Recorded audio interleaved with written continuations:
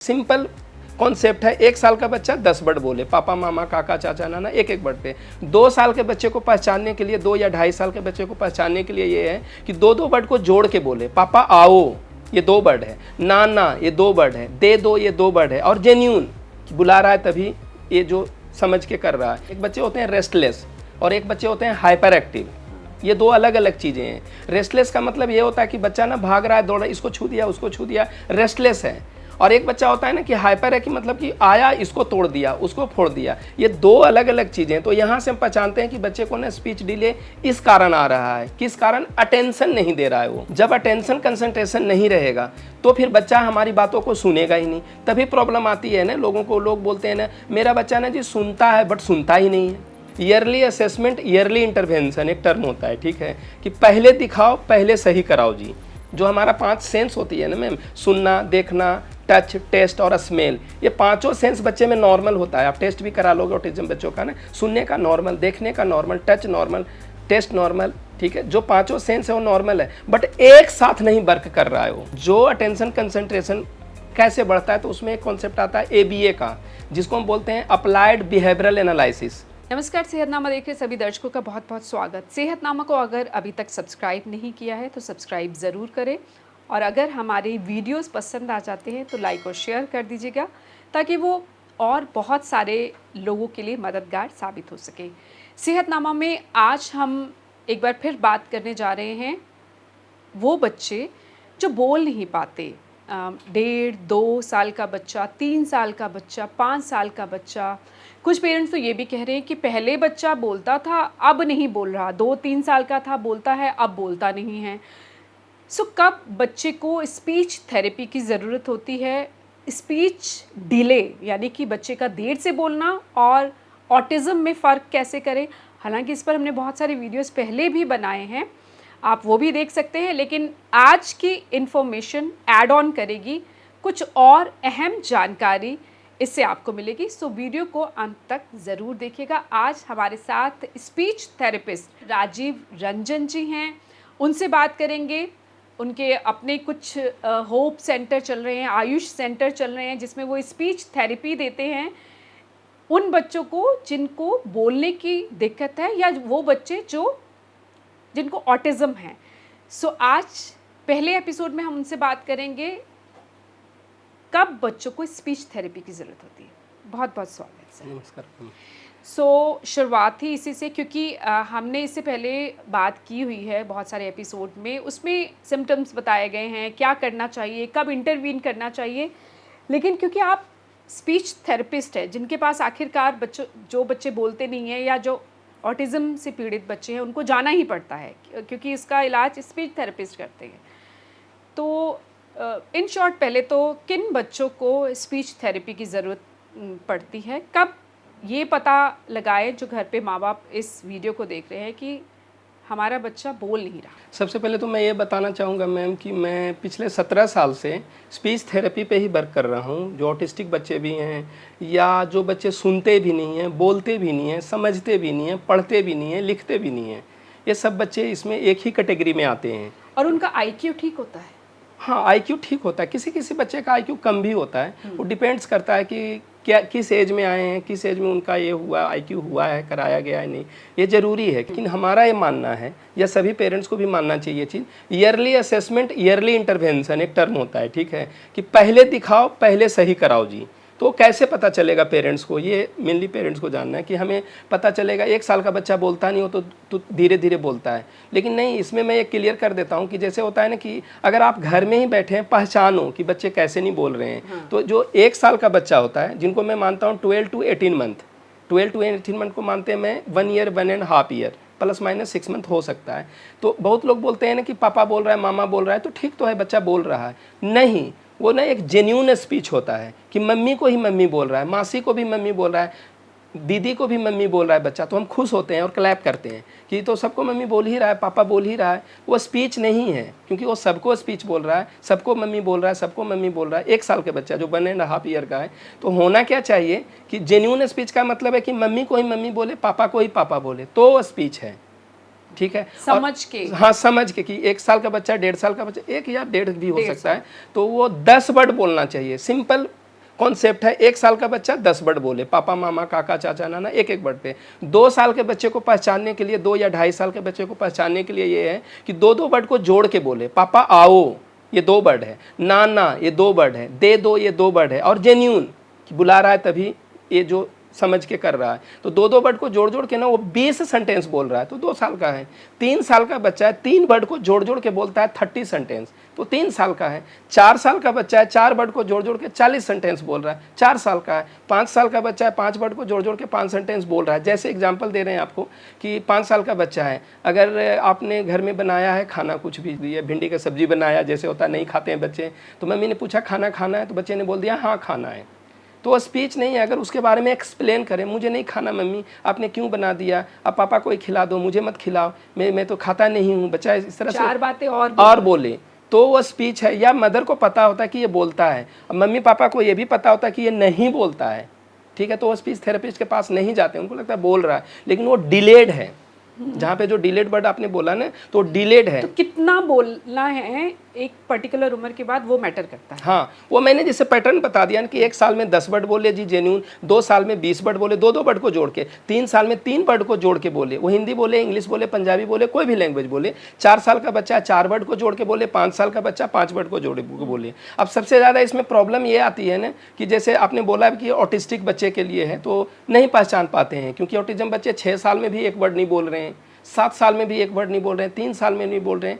तो मेरा पेरेंट्स का ये कहना है कि आप पहले खुद ही घर में देख लो कि बच्चे कहाँ पे हैं मेरे, किस लेवल पे हैं, ठीक है, कि 1 साल में है, 2 साल में है, 3 साल में है, 4 साल में या 0 में है, ठीक है। तो ये बड़े आसान तरीके आपने बता दिए कि 5 साल का बच्चा 5 वर्ड को जोड़ जोड़ के 50 सेंटेंस बोले, और अक्सर वो बोलता रहे पूरे दिन में। हाँ, पूरे दिन में मैं बात कर रहा हूँ, ऐसा नहीं कि किसी एक चीज़ पे बोलता है। जनरली जो भी बच्चे होते हैं 5 साल के, वो 5 वर्ड को जोड़ जोड़ के 50 सेंटेंस बोलता है किसी भी चीज़ को लेकर, बोलता और है। इसके अलावा भी कुछ और सिम्टम्स होते हैं जिससे पता लगता है कि नहीं बच्चे में स्पीच डिले है।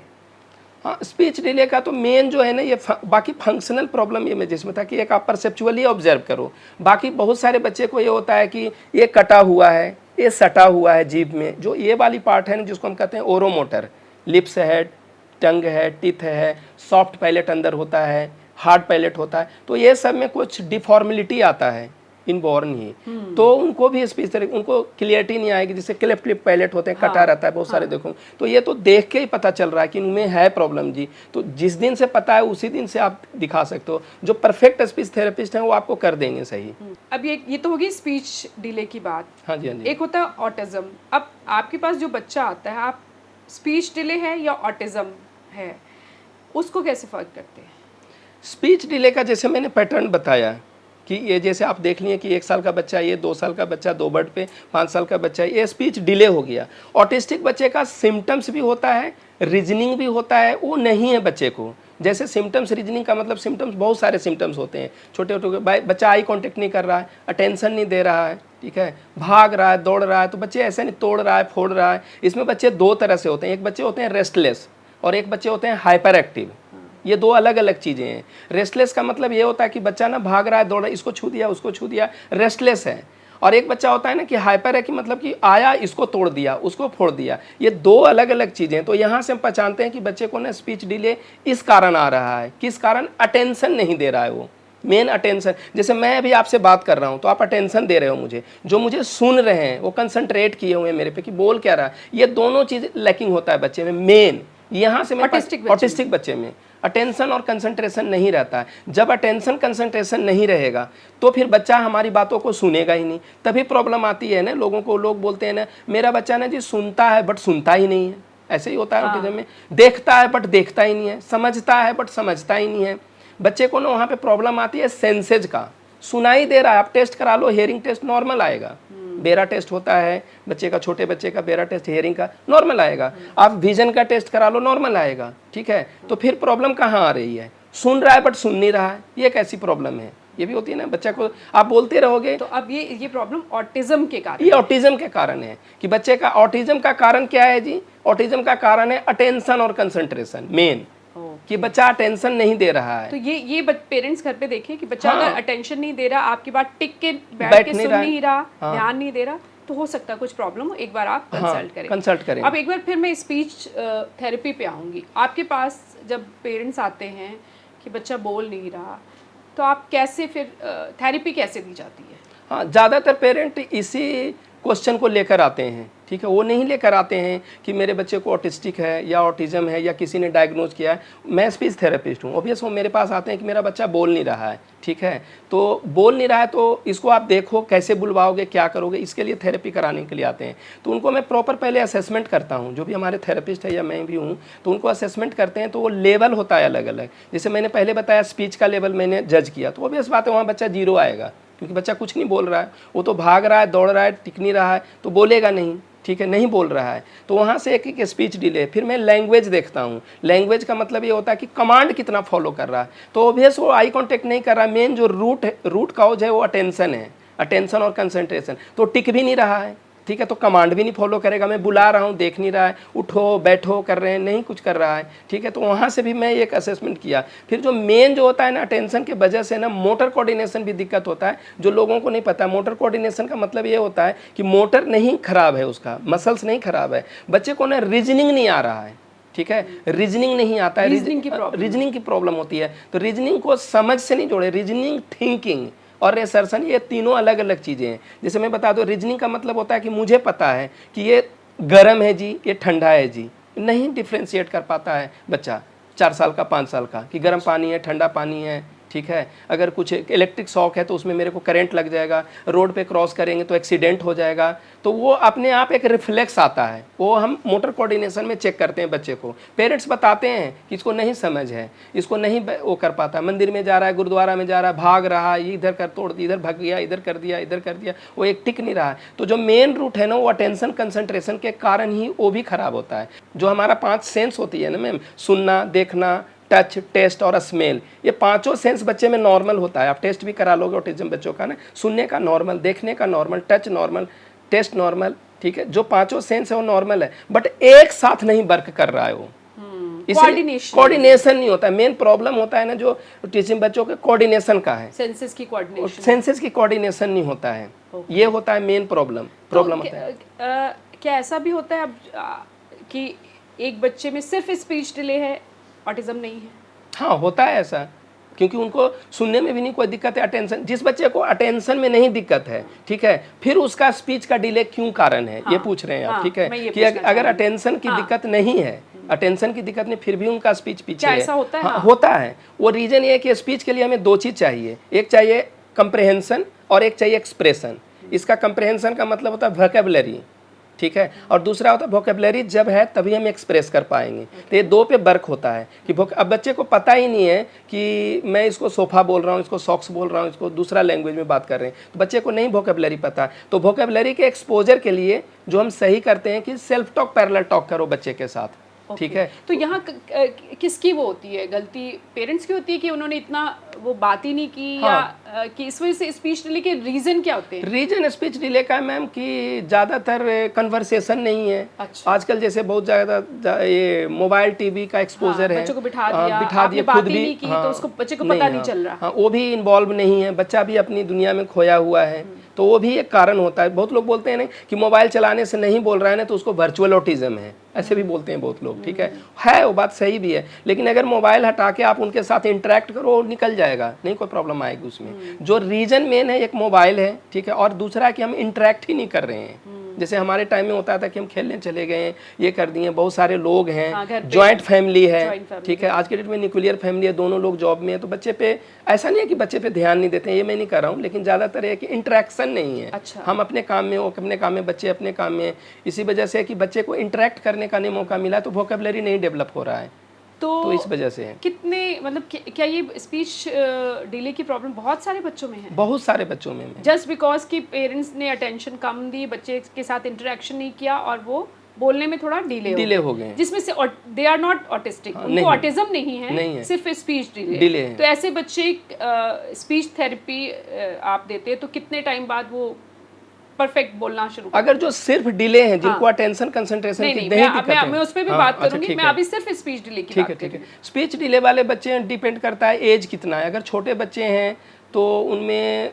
लगता है मैम 6 महीना से 9 महीना टाइम लगता है, तो जितनी जल्दी आए, जितने जल्दी आए, parents हाँ बड़े speech बच्चे होते therapy हैं के हाँ लिए उतना अच्छा रहेगा। ओके वो 6 से 9 महीने में हाँ पूरी तरह हो जाता है। और अगर थोड़े बड़े हों तो बड़े हैं तो भी, लेकिन बच्चा कोऑर्डिनेट करना चाहिए। जैसे मैंने बोला मुंह खोलो, अगर सिखा रहे हैं, बच्चा मुंह ही नहीं खोल रहा है तो ऑब्वियस बात है टाइम लगेगा। दूसरी चीज़ है कि जैसे ही आया रो रहा है, छोटा बच्चा है तो मैं मम्मी से अलग हो गया जी, सेपरेशन एंजाइटी है वो कि मदर मेरी क्यों नहीं है मेरे पास। अगर मान लो अगर थेरेपी रूम में आया तो, या मदर भी साथ में, तो मदर को कोऑपरेट करने में फिर जो चीज़ होना है 2 महीने में मदर भी साथ में रहती है कभी कभी, तो उसमें ज़्यादा टाइम लग जाता है। बाकी बच्चा कोऑपरेट करता है तो निकल जाता है बच्चा, ज़्यादा टाइम नहीं तो लगता आप है। ऐसे उनको पेरेंट्स को भी बताते हाँ हैं जी, कि हाँ घर जी। पे कैसे आप, क्योंकि आपके पास तो सेंटर में कितना वक्त आप देते हैं स्पीच थेरेपी के लिए अगर आते हैं तो 1 घंटे का सेशन होता है हमारे पास, एक दिन बच्चे में का एक- 1 to 1। हाँ जी, एक थेरेपिस्ट एक बच्चा, एक थेरेपिस्ट एक बच्चा, इस तरह से बाकी के 23 घंटे उसको अपने पेरेंट्स के साथ रहना हाँ है। जी, हाँ तो जी। पेरेंट्स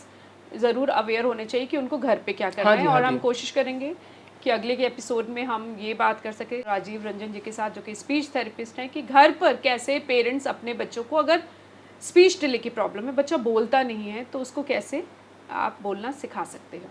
अब ऑटिस्टिक बच्चों की बात करते हैं, क्योंकि आपके पास ऑटिज़म के, आपने कहा कि क्योंकि ऑटिज़म है इस वजह से स्पीच डिले है, तो ऐसे में आप कैसे एज अ स्पीच थेरेपिस्ट कैसे ट्रीट करते हैं? हाँ, जैसे पहले तो मैंने बताया कि ऑटिज्म हुआ क्यों है, अटेंशन और कंसंट्रेशन की वजह से। तो अटेंशन कंसंट्रेशन कम है, लैक ऑफ अटेंशन कंसंट्रेशन है, तो उस पर पहले उसको बढ़ाया जाए। ये पाया है कि अटेंशन कंसंट्रेशन कैसे बढ़ेगा, तो अलग अलग एक्टिविटी के थ्रू करवाते हैं कि कैसे करता हो। तो उसमें जो मेन कॉन्सेप्ट आता है कि जो अटेंशन कंसंट्रेशन कैसे बढ़ता है, तो उसमें एक कॉन्सेप्ट आता है ABA का, जिसको हम बोलते हैं अप्लाइड बिहेवियरल एनालिसिस। ठीक है, जो एक थेरेपी का पार्ट है, जिसको हम बोलते हैं कोग्निटिव बिहेवियर थेरेपी भी। अगर ये थेरेपी बच्चे को करते हैं तो उससे अटेंशन कंसंट्रेशन बढ़ जाता है। अब लोगों का ये सवाल है कि कैसे करते हो, ठीक है, कि अटेंशन कंसंट्रेशन बढ़ेगा कैसे। जैसे बहुत लोग देखते हैं कि मैं बिंदिया लगा लिया, आप देखते रहो जी, मैं कुछ अपने दीवार पे कर दिया, बच्चा देखेगा नहीं क्योंकि बच्चा भाग रहा है। बच्चा भाग रहा है, पकड़ रहे हो फिर भी भाग रहा है, अटेंशन नहीं दे रहा है। तो वहाँ पे ABA का एक कॉन्सेप्ट आता है, जो थेरेपी का पार्ट है, जो हर जगह होता है, जो लोग करते हैं अच्छे से। ABA थेरेपी होता है, अप्लाइड बिहेवियरल एनालिसिस। मतलब क्या है, अप्लाइड मतलब लगाना, बिहेवियर जो भाग रहा है, दौड़ रहा है, टिक रहा है। एनालिसिस कि पहले मैंने एनालाइज किया कि क्यों नहीं बैठ रहे हो, वो क्या चाहिए। जैसे बहुत लोग बोलते हैं इसको ये चाहिए इसलिए इसको छू रहा है, इसको इधर जा रहा है इसलिए, उसका माइंड डाइवर्ट हो रहा है इसलिए। तो पहले उस चीज़ को हम टेबल वर्क पे करते हैं सॉल्व ABA को। एक थेरेपिस्ट रहती है, एक बच्चा रहता है, तो टेबल वर्क पे एक्टिविटी के थ्रू, और वो करते करते किसी किसी बच्चे में पहले रेपो बनेगा बच्चे थेरेपिस्ट के साथ कि क्या है नहीं है उसके पे, तो वो टेबल वर्क से करने लगता है बच्चा, जो उसको हम कहते हैं CBT, कोग्निटिव। कोग्निटिव का मतलब होता है ब्रेन नहीं, function of brain. Cognitive behaviour, जैसे मैं बैठा हूँ इतना डिस्टेंस पे, आप इतना डिस्टेंस पे बैठे हो, तो ये है कि कोग्निटिव बिहेवियर बच्चा नहीं करता है। बच्चा कभी इधर छू देगा, कभी उधर छू देगा, कभी इधर भाग जाएगा, कभी उधर देखेगा नहीं, कभी इधर दुपट्टा खींच दिया, कभी उसको उठा दिया, कभी उसको कर दिया, क्योंकि उसका अटेंशन नहीं रहता है। तो अटेंशन हम पकड़ के नहीं कर सकते हैं, उसके माइंड को हम कैसे कंट्रोल करेंगे, वो टेबल वर्क पे, टेबल पे जैसे हमारे पास होता है करने के लिए थेरेपी, तो उसमें हम वो ABA का कॉन्सेप्ट जाता है, और CBT का, जैसे मैंने बोला ना कि फंक्शन ऑफ ब्रेन है बच्चे के पास। बहुत लोग बोलते हैं ना कि ऑटिस्टिक बच्चे के पास ब्रेन ही कम होता है जी, IQ ही कम होता है जी, ऐसा नहीं है। ठीक है, बच्चे के पास ब्रेन होता है, या आप कभी देखोगे ना, एज ए मदर देखोगे, बोलोगे कि तो हमसे भी ज़्यादा ब्रेन है इसके पास, ऐसा फील होगा। बच्चे के पास ब्रेन की नहीं कमी होता है, जो ब्रेन है वो सही है, फंक्शन ऑफ ब्रेन नहीं सही है। कि उस जो करना चाहिए तरीके से फंक्शन नहीं करना चाहिए। जैसे मुझे नहीं आता है अगर फ्रेंच लैंग्वेज पढ़ना, तो मेरा आँख नहीं खराब है, ठीक है, हमारा फंक्शन ऑफ ब्रेन है जो आई को कोऑर्डिनेट नहीं कर रहा है। तो स्पीच थेरेपिस्ट उस फंक्शनिंग पे काम करते हैं, वो फंक्शन थोड़ा थोड़ा करके ठीक हो। हाँ, और मोस्टली जैसे होता है कि ABA हम करते हैं, उससे अटेंशन कंसंट्रेशन इंप्रूव होता है बच्चे का।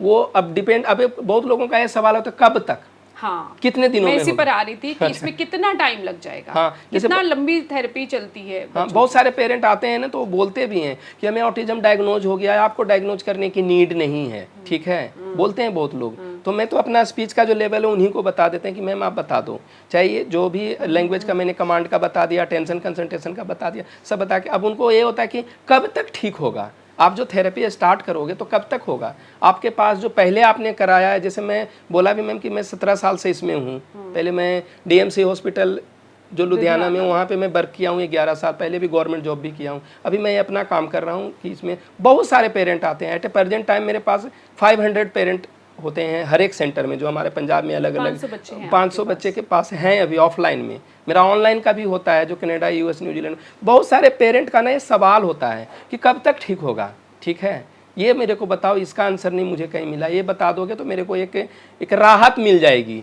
कि ठीक है जी। तो इसका ये होता है मैम कि बच्चे पे डिपेंड करता है, थेरेपिस्ट पे कितना आप पहले आए हो। जैसे मैं 2 साल के एज में अगर आ जाते हो तो 99% चांस है बच्चा निकल जाएगा, पूरी तरह से निकल जाएगा। जैसे बहुत लोग बोलते हैं ना कि ऑटिज्म कभी ठीक नहीं होता है, शायद ये भी बहुत लोगों का ये सवाल होता है। सही है कि नहीं ठीक होता है पूरी तरह से 100%, लेकिन अगर आप 2 साल के एज में आओ, जैसे मैंने पहले ही बोला कि ईयरली असेसमेंट, ईयरली इंटरवेंशन, बहुत बच्चे हैं मेरे पास जो 9 महीने, 11 महीने, 13 महीने में भी आ रहे हैं मेरे पास। मतलब पेरेंट्स ये डायग्नोज कर पाते हैं? हाँ कर लेते हैं। जैसे परसेप्ट, हाँ कि बच्चा मेरा ना जी 6 महीने वाला बेबलिंग नहीं कर रहा है, मेरे को देख नहीं रहा है, उनको समझ में आने लगता है। जो कुछ भी हो रहा है तो मदर को पता चलने लगता है। तो कुछ पेरेंट अवेयर होते हैं। जैसे मुझे भी ये ताज्जुब लगता है कि अभी 2 साल के अंदर इधर ज़्यादा लोग, मतलब 9 मंथ में भी मेरे पास आए हैं। मैं उनका थेरेपी तो नहीं कर सकता। मे भी हो सकता है कि वो डायग्नोज कराने हो सकता है वो बिल्कुल सही हो, आपने एक्सेस किया, पर एक बार उन्होंने आके चेक करा लिया तो तसल्ली होगी कि ये उस कैटेगरी में आ रहे हैं या नहीं आ रहे, उनको भी एक रिलीफ हो गया। तो बहुत बच्चे होते हैं, जैसे बहुत पेरेंट होते हैं जो 14 मंथ 15 मंथ में आके मुझे 1.5 साल में बोलते हैं आप करो थेरेपी, इसका है, इसको प्रॉब्लम। पेरेंट खुद बोलते हैं ऐसा, इसको अटेंशन, एक भी वर्ड नहीं बोल रहा है। लेकिन 15 मंथ के में भी हम नहीं करते। लेकिन हाँ 2 साल के में, 2.5 साल में आप आते हो तो 99% चांस है निकल जाएगा प्रॉब्लम पूरी तरह से।